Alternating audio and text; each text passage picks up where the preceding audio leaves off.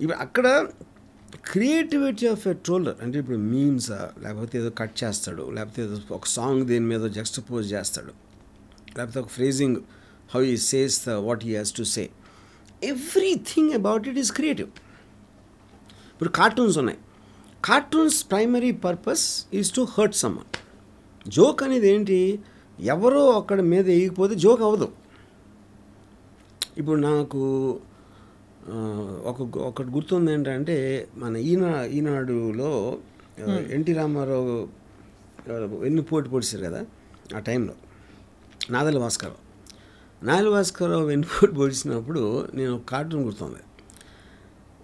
Indira Gandhi NT Ramarao గారు ఒక వెన్నులో కత్తితోటి ఇలా ఇందిరాగాంధీ ముందు ఉంటే, అరే ఈ విషయం నాకు తెలియదే అంటుంది ఇందిరాగాంధీ. నాదెళ్ల భాస్కరం ఇందిరాగాంధీ వెనకాల ఆవిడ చెంగుతోటి రక్తం తుడుచుకుంటున్నాడు. ఇది ఒక ఈనాడులో కార్టూన్ ఇది. ఇప్పుడు దీనికి ట్రోల్కి ఏంటి డిఫరెన్స్ చెప్పండి. ఇప్పుడు ఈనాడు అంటే పెద్ద పేపర్, అది శ్రీధర్ అనేవాడు ఫ్యాంటాస్టిక్ కార్టూనిస్ట్. ఇప్పుడు వందలు ఉన్నారు అలాంటి వాళ్ళు. మీకు ఏ ఇష్యూ జరిగినా ఒక 1000 వస్తాయి ఇమ్మీడియట్గా. ఇలాంటి కార్టూన్ అవ్వచ్చు, ఇది అవ్వచ్చు, ఏదో ఒక విధంగా మిమ్మల్ని ప్రొవోక్ చేయడానికి, మీ కోపం తెప్పించడానికి. కొంతమంది కోపం వస్తుంది, అవతలకి ఏమో నవ్వు వస్తుంది, ఇంకోళ్ళు ఎవరైనా భలే వేసాడు చూసావా అంటారు. ఇప్పుడు వాళ్ళు కూడా ఫ్యాన్స్ ఉన్నట్టే కదా, ట్రోలర్స్ కూడా ఫ్యాన్స్ ఉంటారు. ఎందుకంటే మ్యాక్సిమం ఎవడు క్రియేటివ్గా చేస్తూ ఉంటే ఆడికి ఒక ఇది పెరుగుతుంది, ఫాలోవర్ పెరుగుతారు కదా. అప్పుడు వాళ్ళ ఎకో సిస్టమ్ అది. అప్పుడు మీకెంత హక్కు ఉందో ఇదే సొసైటీలో ట్రోల్ అవుతున్న వాడికి ఎంత హక్కు ఉందో చేస్తున్నాడు కూడా అంతే హక్కు ఉంటుందన్న. కానీ మీరు అన్నట్టుగా although it is not possible, దీనికి ఒక పర్మిసిబుల్ ఒక code of conduct only theoretical. It is not possible because the whole world is going in to freedom. నేను ఎందుకు కన్విన్స్ అవుతున్నానంటే US is not addressing this problem. ఇంత దారుణంగా జరుగుతూ ఉన్నా కూడా they are not even talking about should there be an end to it, ఏం చేస్తే ఇది మనం కంట్రోల్ చేయొచ్చు అనేది మాట్లాడలేదు. Which means it has to become a part and parcel of life. అంతే. పుట్టారు, సూర్యుడు వచ్చాడు, ఎండ వచ్చింది, ఏం చేయలేదు దాని గురించి. వర్షం వచ్చింది, తడిసారో లేకపోతే ఇంట్లో కూర్చున్నారో ఏదో చేశారు. అలాగే ట్రోలింగ్ ఉంటుంది ఎప్పటికి. అవును. సో మీరు గాలి ఉంటుంది, ట్రోలింగ్ ఉంటుంది. గాలి ఉంటే గాలి ఆడట్లేదు లేకపోతే ఎక్కువ గాలి వేస్తుంది అంటే ఎంత స్టూపిడిటీయో, ట్రోలింగ్ గురించి కంప్లైంట్ చేయడం అంతే స్టూపిడిటీ. అట్మోస్ట్ మీరు మాస్క్ కట్టుకుని తిరగచ్చు గాలి బాగాలేకపోతే. అదేండి, మీకున్న ఆప్షన్స్ మీకున్నాయి, మీరు డియాక్టివేట్ చేస్తారా, చూడరా, అదే కరెక్ట్. లేకపోతే మీరు తలుపు వేసుకుని కూర్చోండి, లేకపోతే ఇంకోటి ఏదో చేయండి, what ever it is. So మనం ఏమీ చేయలేని నాటికి ఏం సొల్యూషన్ అని లాజికల్గా ఆలోచించి చేస్తే ఏదో దొరుకుతుంది, లేకపోతే దొరకదు, అనుభవించాలి. అవును. కానీ దాని మీద కోపం తీసుకొచ్చి ఇలాంటి యాక్షన్ తీసుకుంటేనే ప్రాబ్లం. అంతే. ట్రోలర్స్ కూడా దట్స్ ట్రూ సార్. వాళ్ళకి పాపం ఐడెంటిటీ క్రైసిస్లో వాళ్ళు చచ్చిపోతున్నారు. ఇప్పుడు ఇవాళ నిజం మాట్లాడుకోవాలంటే ట్రోలర్స్ ఇచ్చినంత ఎంటర్టైన్మెంట్ సినిమాలు కూడా ఇవ్వడం. సినిమాలు ఇవ్వదు, మ్యూజిక్ ఇవ్వదు, ఆల్ ఎంటర్టైన్మెంట్ ప్రోడక్ట్స్ మనం సమాజంలో వచ్చినప్పటి నుంచి ఉన్నదానికన్నా ఎక్కువ ఎంటర్టైన్మెంట్ ట్రోలర్స్ ఇస్తున్నారు. అవును. ఎందుకంటే ట్రోలర్స్ కూడా మనం వేరే వాళ్ళ మీద ట్రోల్స్ ఎంజాయ్ చేస్తాం కదా. మనం పొద్దున్న లేదు అరే భలే అన్నాడు అంటాం కదా మనం. అవును. So that is the point. అందుకని ఇది important part of they become a part of culture. అంతే. Trollers also are a part అంతే సొసైటీ. సో అలాగే మరి వారి సునకానందాలకి అప్పుడు మీరు ఏనుగులా ఫీల్ అయితే మీకు ప్రాబ్లం ఉండదు కుక్కలతో. లేడీస్కి ఏనుగు మళ్ళీ వెనక్కి తిరిగి, మీరు ఎప్పుడైనా చూసారు ఏనుగు వెనక్కి తిరిగి గేంకరించి కుక్కలు వెనక వెళ్ళిందా ఎప్పుడైనా? అప్పుడు దర్శన్ ఏనుగే కదా. రేణుకా స్వామితో కంపేర్ చేస్తే రేణుకా స్వామితో కంపేర్ దర్శన్ ఏనుగే కదా. పట్టించుకోకుండా ఏమేది ఏమవుతుంది, ఏం చేస్తాడు ఇంకా పట్టించుకున్నందుకు ఇంత మ్యాక్సిమం ఆడు చెయ్యి నొప్పి పుట్టే వరకు టైప్ చేస్తాడు, 4-5 మెసేజ్ ఎవడు రియాక్ట్ అవ్వకపోతే వదిలేస్తాడు అంతే. అంతే. సింహం కరెక్ట్ కాదు. సింహం సైజు కుక్క కన్నా పెద్దది కాదు. ఓ మీరు అనేది అలా చెప్తున్నారు. అంతే.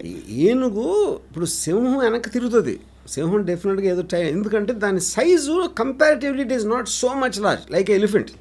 So here you want to say ఒక్కటే అలా వెళ్ళిపోతూ ఉంటుంది రోడ్ మీద. Here you are saying troller is inconspicuous. అంటే అసలు అంటే ఇది సింపుల్ థింగ్ చెప్తున్నా. Darshan is a big star. Okay, I think is got a 40-50 crore market. ఈ జీతం 5,000-10,000 ఉంటుంది. ఏంటి అసలు కంపారిజన్ ఏంటి? అసలు ఆడి ఒపీనియన్కి అసలు ఆడేంటి టికెట్ బయింగ్ ఫ్యానా? ఈ మార్కెట్ ఏమైనా ఎఫెక్ట్ చేస్తాడా? ఈ పాపులారిటీ ఏమైనా ఎఫెక్ట్ చేస్తాడా? ఏమీ చేయలేని ఒక క్షేమ మీద ఏనుగు కోపం రావటం లాగా జీవితం ఆల్రెడీ అతనిలో వివాదాలు ఉన్నాయి గతంలో, కానీ పాడు చేస్తున్నారు. కరెక్ట్.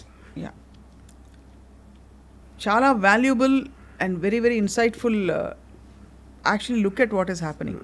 అందరూ రియాక్టివ్గా ఆపేయాలి, చేసేయాలి, పీకేయాలి అని చెప్తారు, కానీ మీరు ఉన్నది ఉన్నట్టు చెప్పారు వర్మ గారు. సో ఫైనలీ మీరు ట్రోలర్లకైనా చెప్తారేమో అమూల్యమైన ఒక సంగీతంగా సందేశం. మొత్తం ఇచ్చింది వాళ్ళ కోసం, వాళ్ళ కోసం. సో వాళ్ళని మీరు శభాష్ అంటున్నారు ఇంకా క్రియేటివ్గా. 100%. అది it is a part of life. And those who are getting trolled, see, if anybody will be lying if they don't say that we are not getting entertained by troll, as long as it's not mine. ఇప్పుడు critics like cinema critic bad review రాస్తే industry వాళ్ళు enjoy చేసినంత వేరే వాళ్ళు ఎవరు చేయరు. అవును, వాళ్ళ సినిమా కాకపోతే అంతే. ఆ పర్టికులర్ డైరెక్టరు దానికి సంబంధించిన 2-3 బాధపడతారు, కానీ whole industry loves a bad review వేరే వాళ్ళ సినిమా అయితే. Same thing happens here. మీరు వేరే వాళ్ళని ట్రోల్ చేస్తే అందరూ ఎంజాయ్ చేస్తారు మీ దగ్గర రాకుండా.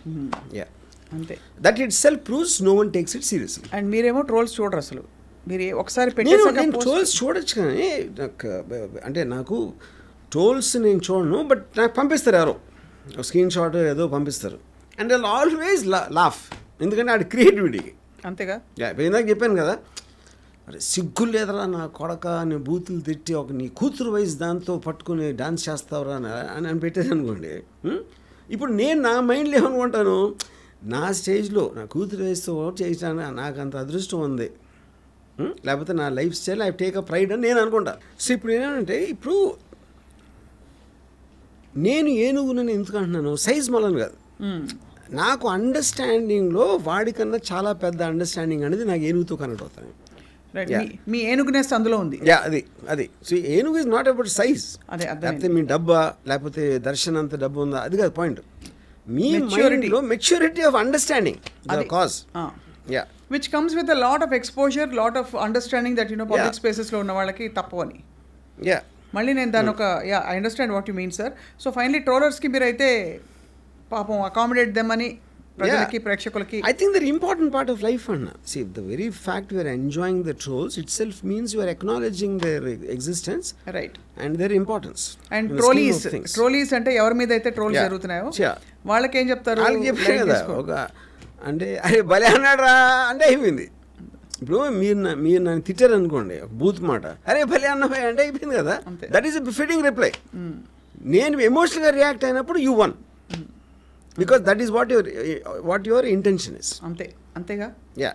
Super sir, this was a fabulous, చాలా అవసరమైన డిస్కషన్. అంటే అండ్ ఎస్పెషలీ ఈ కేసుని దృష్టిలో పెట్టుకుని ఒక చాలా ఫండమెంటల్ ఫెనామినన్ ఏదైతే అవుతుందో దాని గురించి మాట్లాడారు ఇవాళ. The only thing I'm hoping ఈ ఇన్సిడెంట్ తోటి, because of the tremendous thing all parties had to go through, hopefully ఇంకా మళ్ళీ ఎవరు ట్రోల్ని సీరియస్గా తీసుకోరు. అంటే ఇంత కాన్సిక్వెన్సెస్ రావడానికి ఛాన్స్ ఉందనేది ఒక పెద్ద లెసనే కదా దర్శన్ కేసు.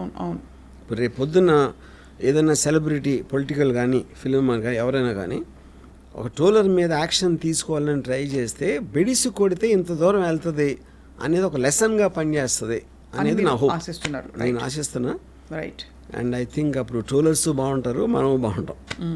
ట్రోలే జన సుఖినో బాగుంటుంది. వెల్, థ్యాంక్ యూ రామగోపాల్ గారు. Yes, thank you.